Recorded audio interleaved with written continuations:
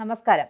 കമ്മ്യൂണിസ്റ്റുകാരെയും പിണറായി സർക്കാരിനെയും പിന്തുണച്ചതിന്റെ പേരിൽ കഴിഞ്ഞ കുറച്ചു നാളായി പുലിവാല് പിടിച്ചിരിക്കുകയാണ് ശശി തരൂർ MP. പാർട്ടിയിൽ നിന്നും വിട്ടുപോകാൻ തീരുമാനിച്ചിട്ടും ആ തീരുമാനം അത്ര ഫലവത്താകുന്ന ലക്ഷണമില്ല. ഇതോടെയാണ് തന്റെ നയങ്ങൾ മാറ്റാൻ തീരുമാനിച്ചത്. അതിന്റെ ആദ്യപടിയാണ് സോപ്പിംഗ്. അപ്പൊ പിന്നെ പാർട്ടിയെ ഒന്ന് നന്നായി സുഖിപ്പിക്കണം. കാരണം കുറച്ചങ്ങ് വെറുപ്പിച്ചതല്ലേ.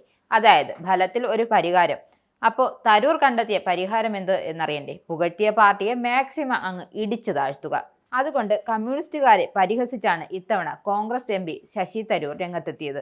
കമ്മ്യൂണിസ്റ്റുകാർ ഒരു ദിവസം 21ാം നൂറ്റാണ്ടിലേക്ക് പ്രവേശിക്കുമെന്നും തനിക്ക് ഉറപ്പാണ്. എന്നാൽ അത് സംഭവിക്കുന്നത് 22ാം നൂറ്റാണ്ടിലായിരിക്കുമെന്നുമാണ് തരൂർ പറഞ്ഞത്.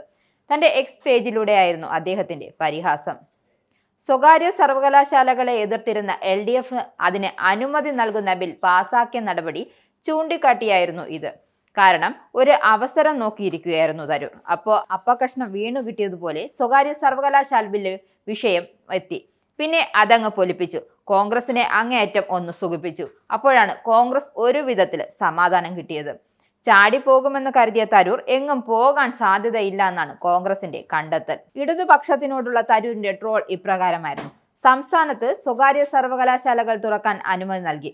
അങ്ങനെ കേരളത്തിലെ LDF സർക്കാർ ഒടുവിൽ ശരിയായ കാര്യം ചെയ്തിരിക്കുകയാണ്. പതിവ് പോലെ തീരുമാനം ഏതാണ്ട് 15 മുതൽ 20 വർഷം വരെ വൈകിയാണ് വന്നത്. 19ാം നൂറ്റാണ്ടിലെ പ്രത്യയശാസ്ത്രത്തിൽ ഉറച്ചു നിൽക്കുന്നവരുടെ കാര്യത്തിൽ ഇത് സാധാരണ സംഭവിക്കാറുണ്ട്.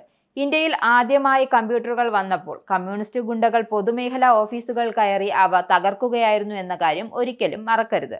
ഇന്ത്യയിൽ മൊബൈൽ ഫോണുകൾ അവതരിപ്പിക്കുന്നതിനെ എതിർത്ത ഒരേ ഒരു പാർട്ടിയും കമ്മ്യൂണിസ്റ്റ് ആയിരുന്നു. ഈ മാറ്റങ്ങളുടെ യാഥാർത്ഥ്യ ഗുണഭോക്താക്കൾ സാധാരണക്കാരെന്ന് മനസ്സിലാക്കാൻ അവർക്ക് വർഷങ്ങളെടുത്തു. ആ സാധാരണക്കാരന് വേണ്ടിയാണ് തങ്ങൾ സംസാരിക്കുന്നതെന്നാണ് അവർ അവകാശപ്പെടുന്നത്. അവർ ഒരു ദിവസം 21ാം നൂറ്റാണ്ടിലേക്ക് പ്രവേശിക്കുമെന്നും എനിക്ക് ഉറപ്പുണ്ട്. പക്ഷേ അത് 22ാം നൂറ്റാണ്ടിൽ മാത്രമായിരിക്കുമെന്നായിരുന്നു തരൂരിന്റെ കണ്ടെത്തൽ.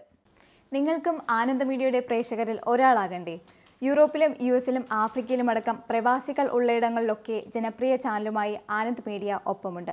ഏഷ്യാനെറ്റ് ഫ്ലവേഴ്സ് അടക്കം നിങ്ങളുടെ വിരൽത്തുമ്പിലെത്തും. ആദ്യം റോക്കു ബോക്സ് സ്വന്തമാക്കുക.